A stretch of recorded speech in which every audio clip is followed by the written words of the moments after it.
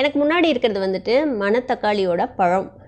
இந்த பழத்தை வந்துட்டு நிறைய பேரில் சொல்லுவாங்க ஒவ்வொரு ஏரியாவில். மணத்தக்காளி, மணித்தக்காளி, கருஞ்சுக்குட்டி பழம் அப்படின்னு எங்கள் ஊர் சைட்லலாம் சொல்லுவாங்க. ஏன்னா அது குட்டி குட்டியாக இருக்குதுல்ல, அதனால்.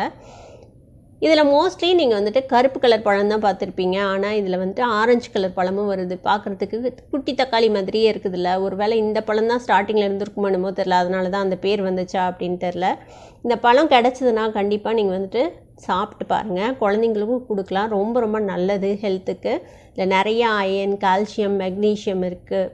நிறைய விட்டமின்ஸ் இருக்குது. விட்டமின் ஏ அந்த மாதிரி நிறைய விட்டமின்ஸ் இருக்குது.